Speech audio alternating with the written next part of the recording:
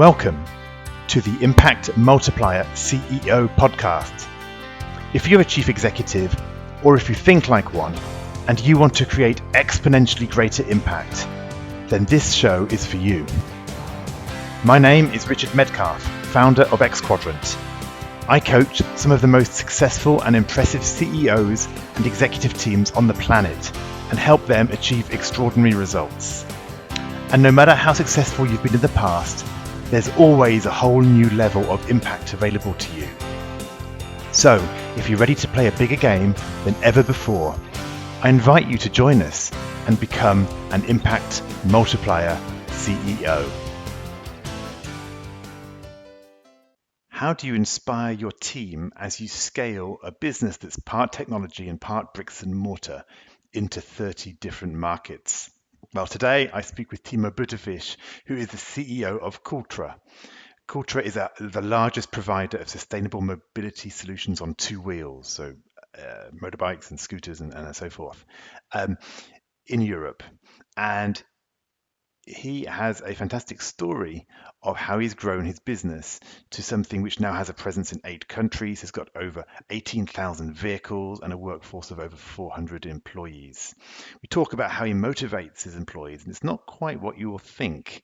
He's got a rule, the 20 to 30 person rule, which I think you'll find is a fantastic mental model to understand how to scale your influence. And he talks about the realities, the hard lessons learned as he scaled a business out from his garage across 30 cities in Europe.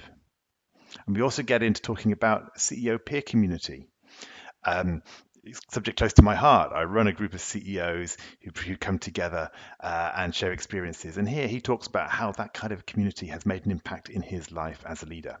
So enjoy this conversation with Timo, the CEO of Cooltra, on inspiring the team as you scale. Timo, hi, and welcome to the show. Hey, Richard, good to see you. Yeah, it's great to see you today. And I'm really looking forward to understanding this story because I know you're the founder and you're the CEO of Cooltra, which is a cool company. So I'll let you tell us what it is. It's been really fascinating as I've examined this business to see how you set it up 15 years ago, and you've now scaled it into 8 different markets, 30 different cities, and you've got big plans to multiply that by another big number, right? So probably getting to 100 cities or so. So before we go any further, why don't you just give us a quick intro? Kind of who are you, what's your background, and what's Cooltra? Sure. Hi, everybody. I'm Timo. I'm German from origin, 48 years old. I'm living the dream, living in Barcelona. For me, Europe's best city. I used to be a business consultant and decided to do my MBA here in Barcelona, and I totally fell in love with the city. I founded a business in the flower industry. We were early. We did flower e-commerce, but didn't really kick it off. I did a lot of learnings, lost a lot of money. 2 years, had to close the business. And but half a year later, I was lucky, and I had such a great moment, and we were founding Cooltra. Cooltra is the European leader in sustainable mobility solutions on 2 wheels. So we offer sharing and rental of e-bikes and e-mopeds in 8 countries. We have around 20,000 vehicles. Almost all of them are electric, sustainable, and we offer them to around 2 million private customers, but also to more than 1,000 business customers. So this is the business. We are headquartered in Barcelona.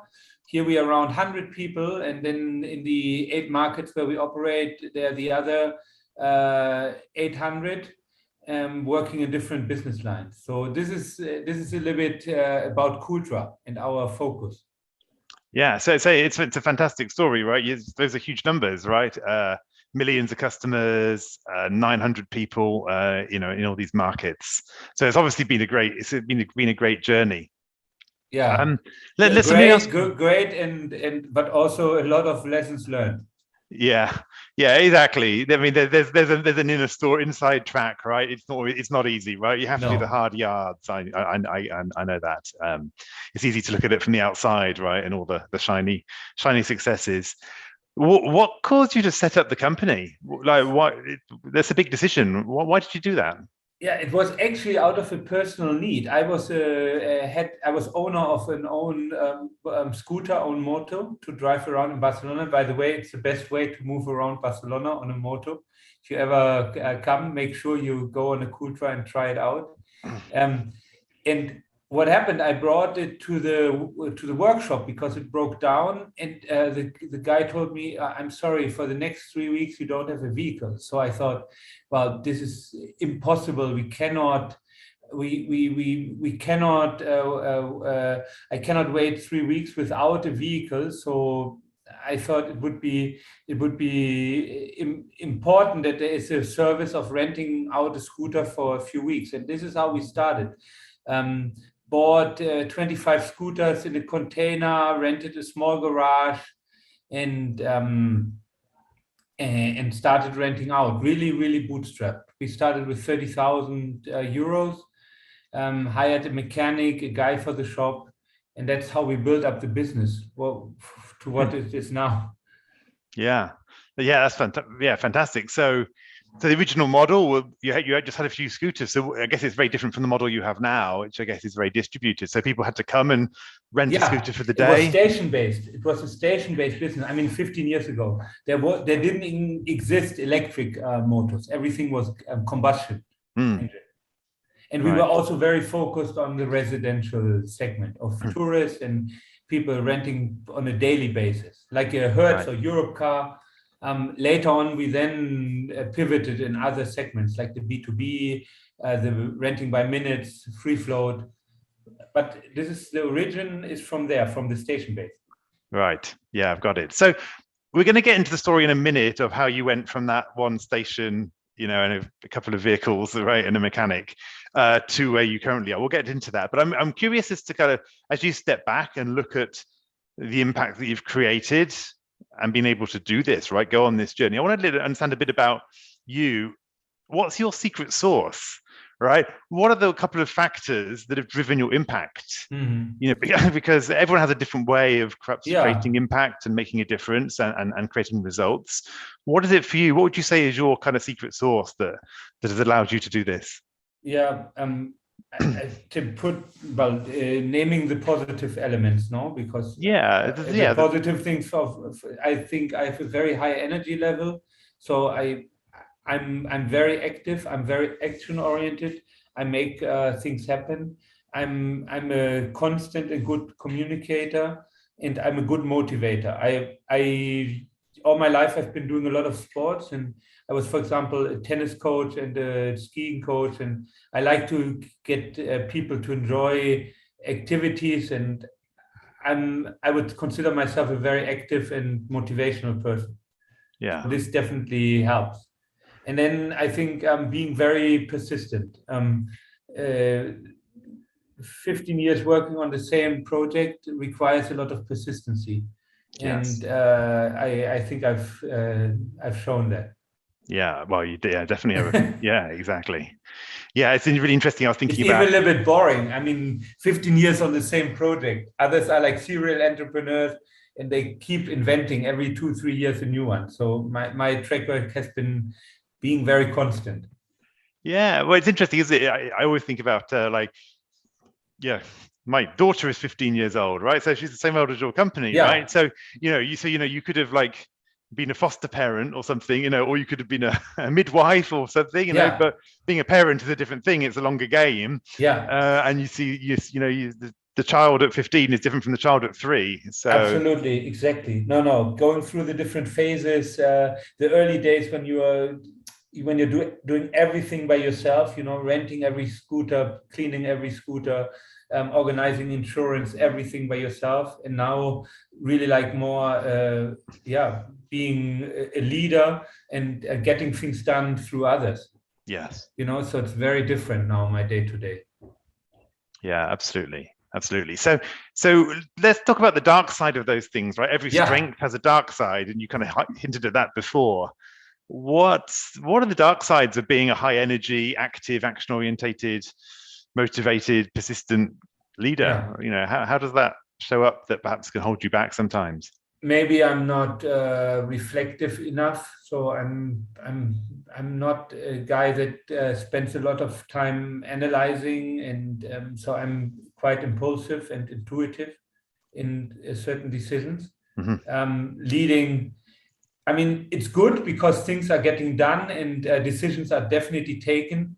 But sometimes I think it's better to be even more analytical and looking at it maybe also from the risk perspective. I tend to take more risks maybe than I should. Right. Well, they seem to have played out perhaps overall, but yeah, it's an interesting. No, but we also it's an closed interesting one. down cities or made mistakes with models that Right. models of scooters that we decided for, etc., etc. Well, one of my favorite things I have on my desk, and I'm not sure you'll see it. I know the camera blurs when I tend to do this, but for those of you on video who can see the It's video, a I have a little. snail. It's a little snail. It's a pewter snail. I often send them to my clients, and I have one on my own desk to Yeah, remind me to slow down, to speed up. And you hear it in me as well. I speak fast, I think fast, I want to make things happen fast, and I see that in my clients. And when we go so fast and things get done, we get this kind of tunnel vision. And sometimes, just stopping, seeing that bigger picture, we can spot an opportunity or see a risk that we wouldn't have seen before, right? If we're running through the forest trying to hunt down an animal, you're not going to stop and look at the flower in the tree, yeah, but perhaps that's actually, the thing you should be looking at right now, right? absolutely. So, okay, it's great just to kind of get that sense of who you are as a person. So let's talk about this journey of scaling, right? How did you do that? I mean, you've grown the business from one garage, and you're mending the scooters yourself, to this eight country, 30 city model, right? And that's very distributed. It's not like a tech business where you just build one software program, right? There's a tech element to your platform, but there is a bricks and mortar. It's a physical implantation with real vehicles in real cities. So yes, and real people. Yeah. So yes, city by city. It's basically city by city expansion that has happened, and then adding different business models. So in the beginning, we only rented, for example, to tourists or residents. Then later on, we also added companies as a potential renter client of the vehicle. So now we have a big business, which is to the Just Eats, to the Domino's Pizzas, police departments around Europe that we give service to. And that's done contract by contract and city by city. So the thing is, the moment of growing is very important. I think we went out too early multiplying. I think I would always recommend people to really, really, really finish your product and finish the service and be very, very good and excellent in one city or one thing, and then multiply. I think what we have done is we grew in the first years too fast, went to too many cities, and not being profitable at the beginning, and that's a real problem, because then what you do is you multiply losses instead of beneficial. So yeah, scaling is great. But once you have an absolutely great proof of concept, then it's the right moment. And I think it's especially a little bit also how investment people think, since the VCs have a different risk profile and they invest in many, many companies to have one or two perfect outcomes. They indulge, or they tell the message to the entrepreneurs also to maybe take too much risk, scale really, really rapidly, and that can be a problem. Yeah, it's a really great point, and it's a bit counterintuitive for some people, but I think it's a good one. One of my phrases actually is, you have to incubate before you scale, and it's what you're saying really. Like, there is a time for incubation where you're fiddling around, you're trying to figure it out, you're trying to perfect it, you're trying to create something that's good, and then once you've got that, I think then you can scale, and it's really what you're saying there. Otherwise, you multiply the losses, problems, as you said, right? You multiply problems. When I'm working with companies on, for example, culture or your leadership culture in a company, you often say, like, let's look at your leadership team. Is that the perfect example of what you want to multiply across every team in the company? Because otherwise, it's the same thing. Any crack in the executive team will propagate across the rest of the organization, right? So that idea of transform first, multiply later. I second that. So yes, very good point, Richard. Yeah, but I just love the way you've seen that. I'm talking about that in the world of kind of leadership development, but I'm seeing that in the world of actual multiplying, not exactly franchises, but international expansion, new cities. It's been the same thing for you. Mm-hmm. What were some of the things that, like, what would you like to have, what should you have perhaps spent more time getting right before you scaled? It's basically product, the right motto, the right technology, the right app, the right payment gateway, the right processes, the right providers. If you're in a company of 15 years, it's exactly that. You start working with some providers, you switch them, and now at the end, or going, you're improving. The same with the people on the team. You meet people that don't fit, they leave. You hire a new one, you teach them, maybe they leave, but it's like a continuous process of refining. Right. The team, the product, and time is really relevant. Yeah. Some things you cannot just do in less time, even if you put the double of resources. It's Richard here with a quick interlude. As part of my coaching and advisory work, I often work with leaders who have recently taken on the CEO role. It's a big leap from the comfort zone of functional leadership or business unit management. And it opens up a whole new set of stakeholders, pressures, decisions, and responsibilities. I found that there are 3 key things that will make a huge difference in those first quarters. Number 1, balancing the operational and the strategic, what I call CEO focus. Number 2, establishing credibility, what I call CEO presence. And number 3, managing stakeholders, those CEO conversations. I've written a short email series that goes into more detail on the transition to CEO and how you can practically sharpen your CEO focus, solidify your CEO presence, and master your CEO conversations. It's insightful and it's entirely free of charge, and you can register for it by going to xquadrant.com/go/curve. Now, back to the conversation. Yeah, it's what it said. It's like, you can't have a baby in 1 month just by getting 9 women pregnant. I always like that example. Exactly. Yeah. This is exactly this. Yeah.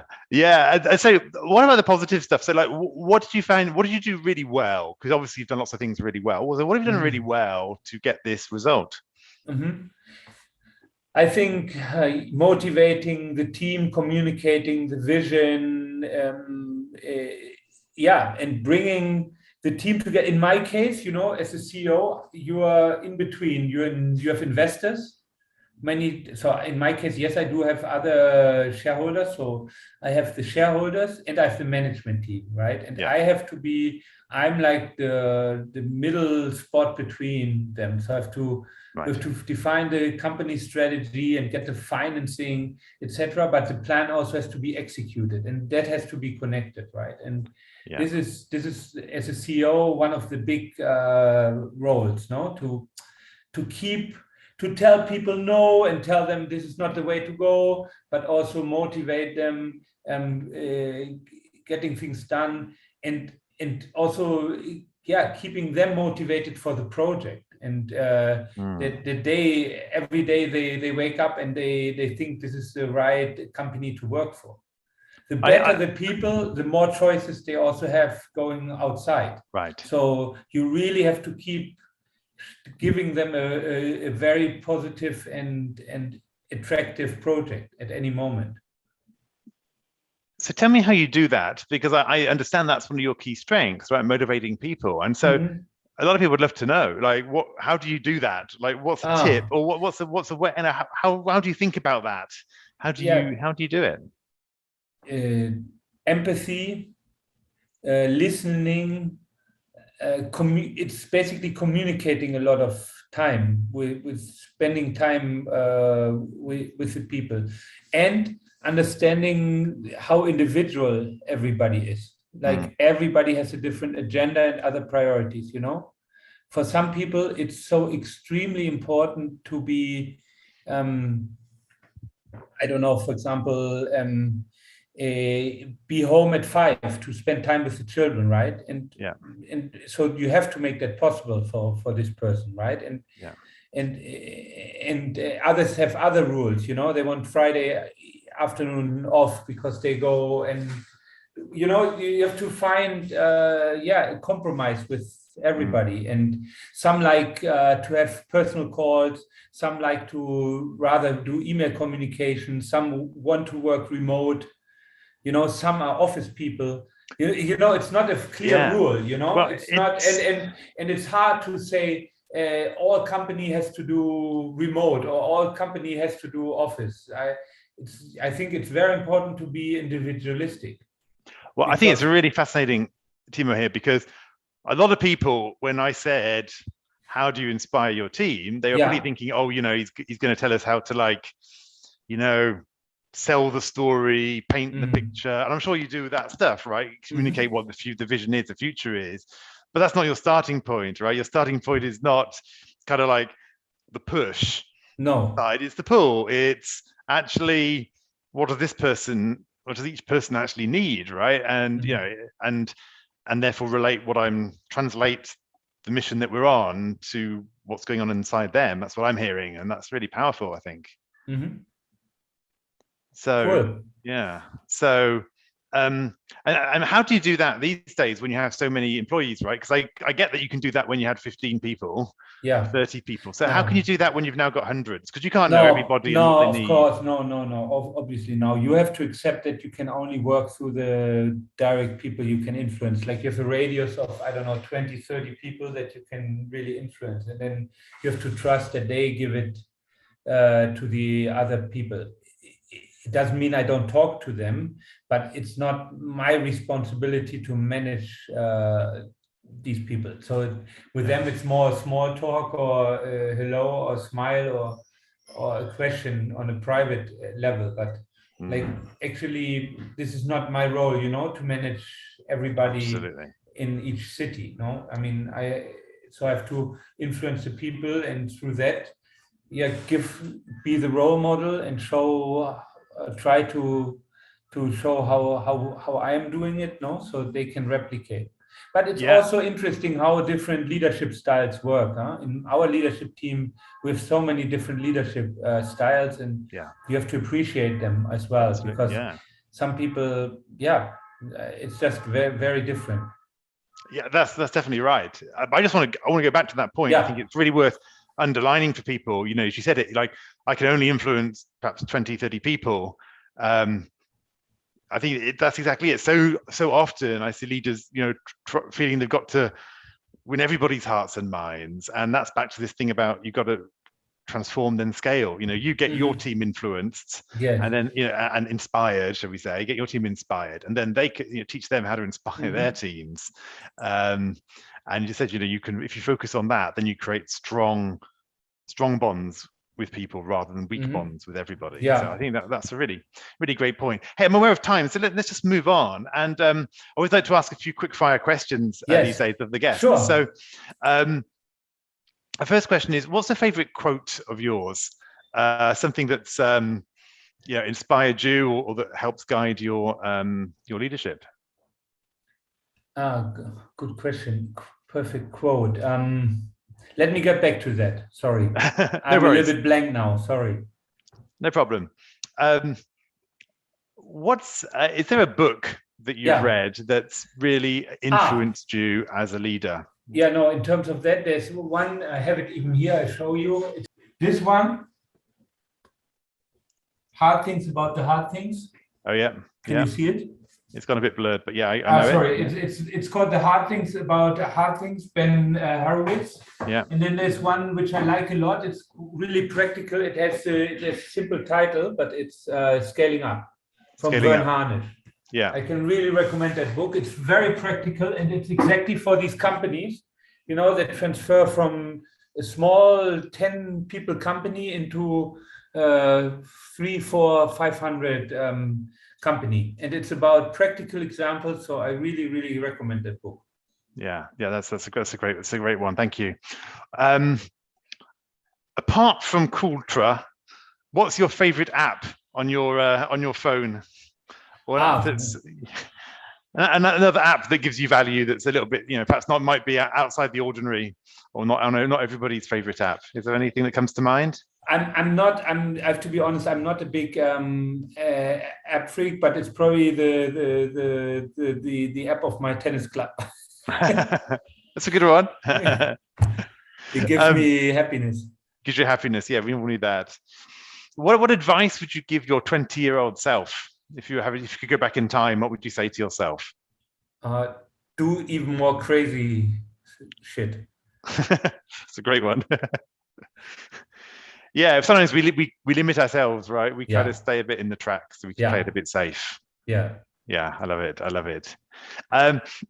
The last question is really around who inspires you, right? As I know, one reason that you're on the show is because one of my previous guests, Miguel, said Timo is really inspiring to me. You should speaking to him. So I'm always curious. Is there somebody that a CEO or a founder who's inspired you along the journey, and who you think could be another good guest for this show? No, absolutely. I'm very much influenced by the other entrepreneurs here in Barcelona. I'm actually in a group. It's I think maybe some of you are knowledgeable about it. It's called Entrepreneurs Organization. It's an organization of fellow entrepreneurs. Within that we started, but now we have our own group. We call it Forum Berlin. So we're 10 people meeting since 12 years every month, helping each other.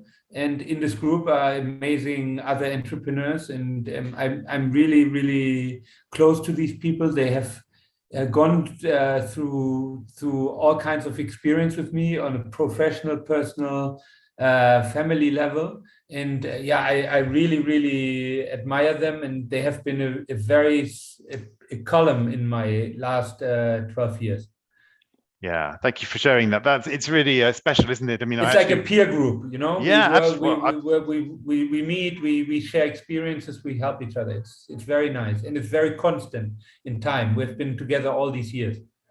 Yeah, I love that. It's beautiful, and I know exactly what you mean. I run one, right? I run a CEO peer group because it's so powerful, because you don't always want to be, as we mentioned earlier, the smartest person in the room, always being the one carrying the weight. You want to be with peers. You want to be with people who have similar experiences. And I think it's so special. So thank you for sharing that.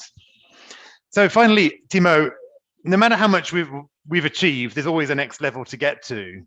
So what's the next level for Cooltra? And what's the next level for you as you lead the business? What's your stretch? Well, next level for Cooltra is seeing more cities with sustainable transport solutions, what we offer. I would love to see even more cities in Europe where our electrical mopeds and bikes are driving around. Also taking the organization to the next level, getting more professional. We're constantly hiring amazingly great people. So the organizational growth for me is very, very important to become smarter as an organization, better, if staying with the same culture. So this is for Cooltra. I have a clear vision besides the economic and financial KPIs, of course, that we want to reach soon 100 million revenue, 30 million in EBITDA, whatever. This is my financials, But on the other hand, developing product, giving a good service to the community, and on a personal level, stay healthy. Keep doing the sports that I'm doing. I'm passionate beach volleyball player, passionate tennis player, passionate skier, kite surfing. So I really hope I can keep doing the sports that I love so much. This would be my dream. Yeah, add some more apps alongside your tennis club app, Yeah. Yeah, I think that's great. Hey, Timo, it's been a real pleasure speaking with you. I love that. I love the energy. You said you had a high energy, and you definitely do. It's been great to see this business that you've built and to share some of those ideas about how you've scaled it and how and what was hard on that journey as well. So thank you for just bringing that sincerity and humor to the mix today. Fantastic. Thank you very much, Richard. It was a pleasure. Yeah. Speak soon. Take care. Bye-bye. I hope you enjoyed this conversation. Now let's talk about you. When you're in top leadership, when you're in the biggest role of your career, who supports you at a deep level as you lead others? Who helps you multiply your impact and get to the next level? If you're ready to learn more about our content, our coaching, and our community, then visit us at xquadrant.com.